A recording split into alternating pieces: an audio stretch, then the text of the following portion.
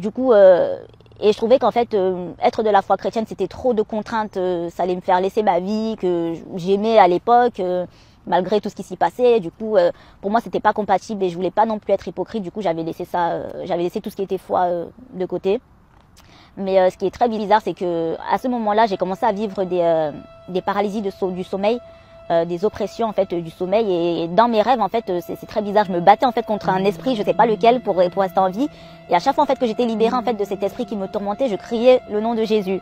Je sais pas comment ça se fait, mais dès lors que je criais le nom de Jésus en fait je me réveillais. Et du coup, j'étais apeurée, je comprenais pas ce qui se passait. Ou des fois, je dormais, j'entendais une voix qui m'appelait. En fait, j'entendais une voix audible qui disait Mylène, arrête cette vie. Du coup, j'étais tourmentée. Je me disais, mais je deviens folle. Mais c'est qui me parle? Je comprends pas. Du coup, je laissais passer, je continuais ma vie. Puis des fois, je restais chez moi. Ma mère, elle m'appelait, elle me disait, oui, t'es dans une vie. Dieu, il veut que t'arrêtes ça, etc. Je me dis, mais comment elle sait? C'est même pas ce que je suis en train de vivre. En fait, je me suis dit, elle est bizarre et tout. Du coup, en fait, je fuyais. En fait, je me disais, non, je peux pas retourner à l'église, prier, tout ça, comme si de rien n'était, avec la vie que j'ai eue, avec tout ce que j'ai traversé. Enfin, c'était quand même assez catastrophique. Et du coup, là, à ce moment, je suis revenue en France, parce que toute cette période, j'étais en Angleterre, je suis revenue en France, et j'avais fait encore la rencontre d'un homme. Et ah oui, faut savoir que quand je suis revenue en France, j'étais toujours séparée de cette copine-là, et j'avais fait la rencontre d'un homme à nouveau, qui avait été, mais ça je savais pas, c'est plus tard que je l'ai su, qui avait été mis sur mon chemin par cette copine-là. Alors c'était une histoire quand même assez chaotique, digne d'un film, parce que plus tard j'ai appris qu'il avait plusieurs personnalités. Je le connaissais même pas sous son vrai nom. Il a fait tellement de choses qui m'ont détruite que je crois qu'au bout d'1 an de relation, j'étais complètement anéantie. Je me rappelle en fait ce jour être retournée en fait chez ma mère complètement détruite, sans rien, parce que il avait vidé mon appartement. Enfin voilà, du coup j'étais complètement abattue.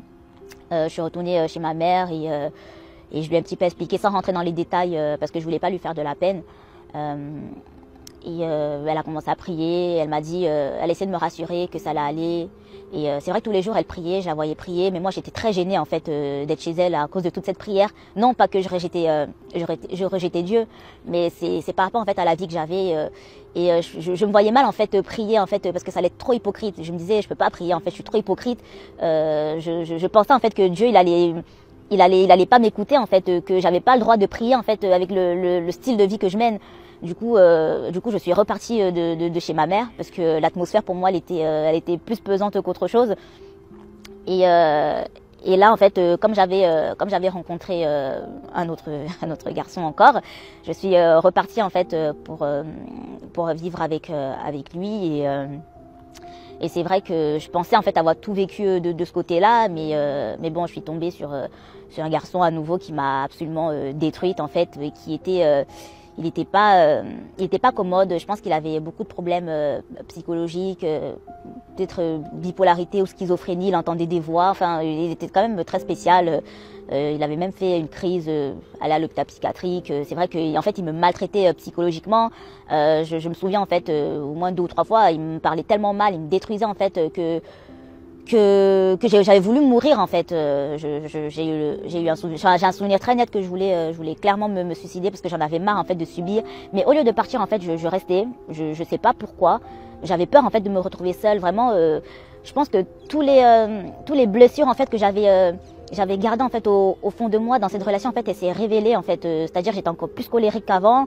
Je me sentais humiliée parce que je me disais mais de toute façon je reste avec lui parce que de toute façon toute ma vie en fait j'ai été humiliée en fait depuis mon enfance, donc tant qu'à faire je reste et puis après je verrai ce qui se passe. Donc vraiment j'étais à bout en fait parce que là c'est vrai que je suis pas rentrée dans les détails, mais j'ai vécu beaucoup d'autres choses qui m'ont clairement traumatisée en fait. J'étais en dépression et je pleurais très souvent même pour rien. Je trouvais qu'en fait j'avais pas à être dans ce monde parce que ce monde m'avait jamais apporté rien de bon. Et j'en voulais même à ma mère en fait. Je me disais mais pourquoi en fait pourquoi elle m'a mis dans ce monde en fait pour que je subisse tout ça. Enfin c'est vrai que c'est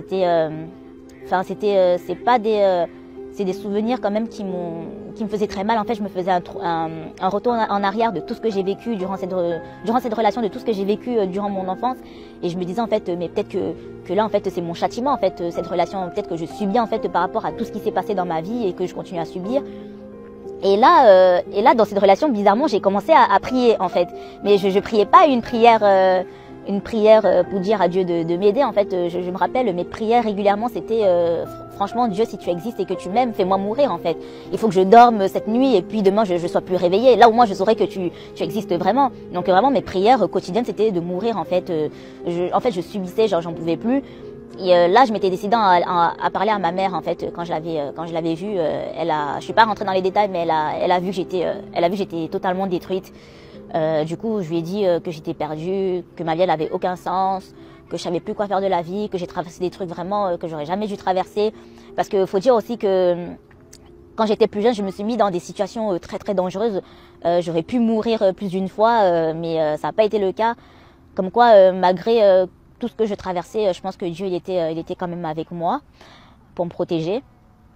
Donc ma mère en fait elle m'a dit tu sais Mylène confie-toi à Dieu et il va résoudre tes problèmes tout ça. Moi j'y croyais pas trop.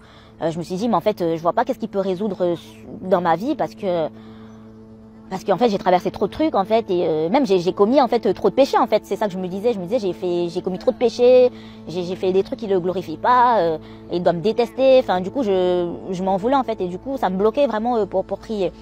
Après il y a eu un autre événement en fait avec cet homme-là qui m'avait vraiment fait mal. Là, je me rappelle, j'en pouvais vraiment plus. J'étais épuisée psychologiquement. J'étais en train de me dire peut-être qu'il faut que je voie un psychiatre, que je prenne des médicaments, je sais pas. Mais je me rappelle avoir fait une prière. Je me suis dit, en fait, j'avais demandé à Dieu en fait que j'avais trop subi dans la vie, que je souffrais trop et que j'ai toujours cru en lui, mais que ça me gêne de prier. Mais je vais quand même le faire, mais que si ma vie n'est pas de sa volonté, tout ce que je traverse en fait n'est pas de sa volonté, vraiment qu'il me retire de là. C'est la prière que j'avais fait. J'avais dit franchement Seigneur, si tu existes, vraiment retire-moi de la vie, toute la vie que je mène là, parce que je n'en peux plus, vraiment plus de cette vie. Parce que en fait à côté de ça aussi il y avait j'étais rentrée dans le milieu de la photo. Mais c'était plus de la photo de charme et j'ai commencé en fait à vendre des photos très dénudées de moi sur les réseaux sociaux et je me suis enfoncée dans tout ça parce que ça me procurait en fait je pensais que ça me procurait du bien-être mais en fait ça me dégoûtait en même temps, en fait ça me détruisait. Donc même ce milieu-là, je voulais quitter ce milieu-là.